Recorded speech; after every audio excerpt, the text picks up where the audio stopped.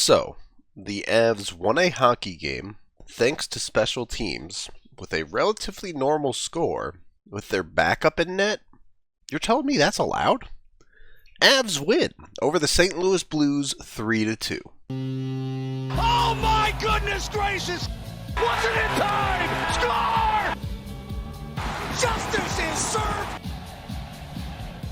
Avs go 2 for 6 on the power play, while the Blues go 1 for 5, and even that is a bit deceiving, as the Avs got a power play late in the game with an empty net, where they just kind of ate it to kill time, and the Blues' only power play goal came on a 5-on-3 situation. Despite the special team's success, it was a bit of a crazy start to the hockey game.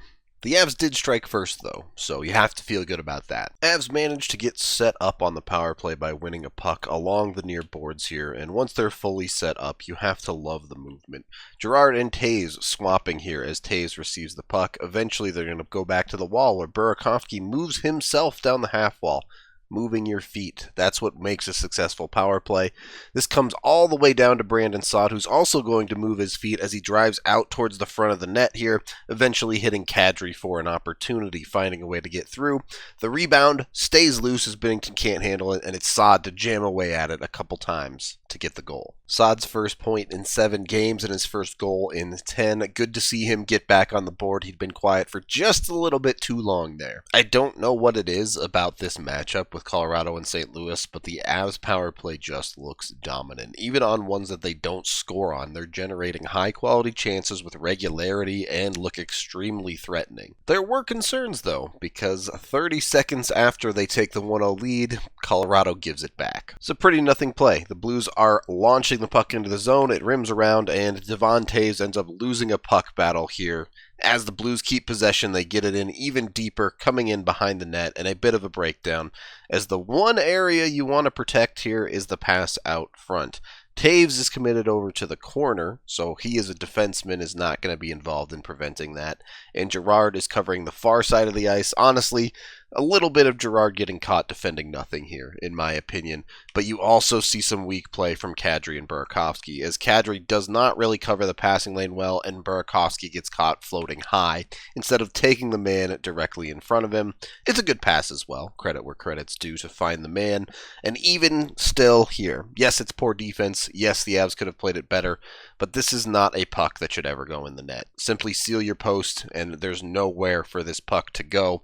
Unfortunately, does not quite get sealed by JoJo, and Mike Hoffman finds the opening and slips it through him.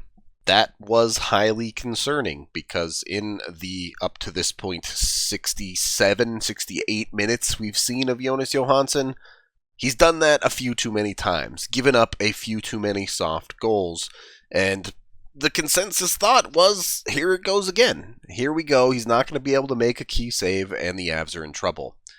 Thankfully, this shot, the first shot of the game, was the outlier. Now, if he could start stopping the first shot on goal against him, that would make a lot of people feel a lot better, but the only other goal he gave up in this game was on a 5-on-3 power play, which you can't really fault the goalie for. So he got it together, and he did exactly what the Avs needed.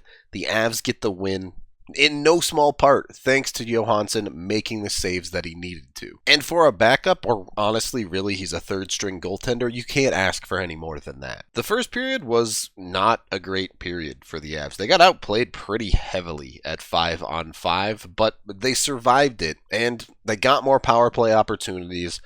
Nathan MacKinnon finally decided that he was good on the power play again. This puck is eventually going to make its way down to MacKinnon below the goal line, and I just want to show you how effective that can be when you put Nathan MacKinnon down there. The Blues are playing pretty high, having one player challenge the blue line, getting out there and trying to get on the puck. Now, they are returning to their standard box, with the top of it being about at the top of the circles. That's pretty normal, but as this puck goes down to MacKinnon, look at how immediate entirely they collapse on all sides.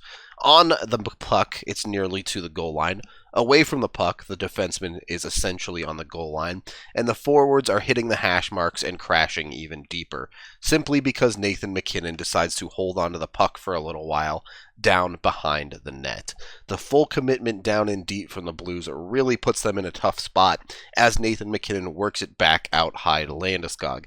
Now you're making the opponents skate quite a bit. They have to work hard. They're going to get tired out when you force them to do things like this. Working them back and forth, Landy is eventually just going to go back down to MacKinnon. MacKinnon puts himself in a more dangerous position by taking a couple of strides off the wall in towards the net here, and then does that spin move we see a lot of players try to make. I'm going to be honest, MacKinnon is a great player, but this move just shouldn't work against quality goaltending. If a goalie just holds his ground, there's going to be nothing to shoot at when a move like this gets made. But the spin move looks pretty cool, credit where credit's due, and for some reason, Binnington backs off of MacKinnon deep into his net, and it gives just enough room for MacKinnon to go up and over. So the Avs lead 2-1 after the first period, after what was not a great period at 5-on-5, but the special teams carry the day for them.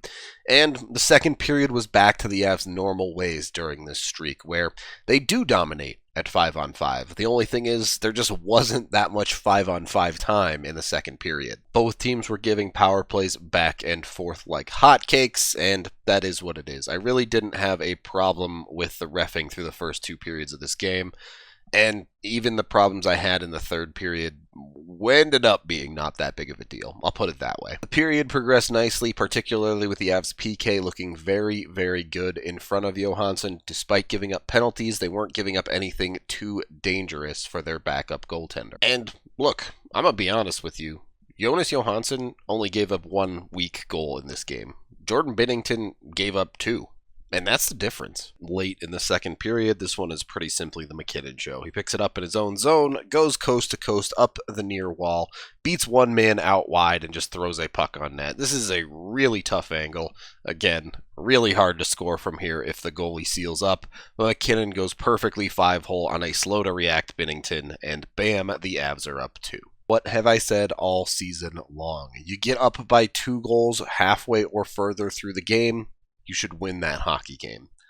The Avs actually do manage to win it this time. They do make it hard on themselves, however, as they turn a power play into one the other way, taking 2 penalties during it to turn it first into a 4-on-4 and then a 4-on-3 for St. Louis. Initial defense is good as Compher is going to block a one-time shot here, but when you just don't have bodies on the ice, it's hard to collect loose pucks. This allows Perron to collect and get a second opportunity. Space created, Compher has to try and close it down, but Perron is a very good hockey player who's able to use room from the dot in. You know it's going to be tough for a goalie to stop it. He makes a great shot through Compher, and it's a 3-2 hockey game.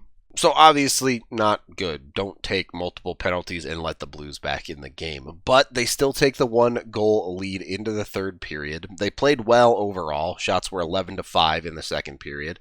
And in the third, it was more of the same. Shots ended up being 18-10 in the Avs' favor in what was a more open period where the refs honestly didn't call that much. I think the Avs pretty definitively outplayed St. Louis in the second and third periods of this game for the most part. Now, there is a world where this score is a lot higher for both teams, as both sides hit 3 posts in this hockey game. So a couple inches different, and we're talking about 6'4", 6'5", that type of thing. But posts are not goals, so that is the reality. The Avs have to kill off a penalty late.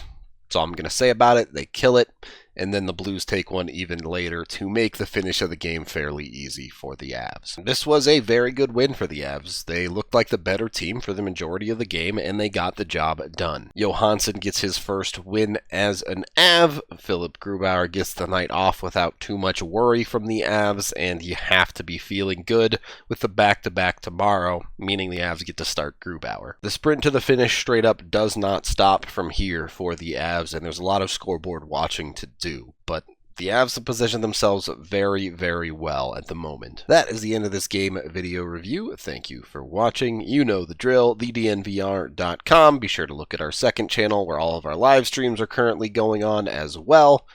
I am Rudo, and I will be at the bar in Jorts tonight.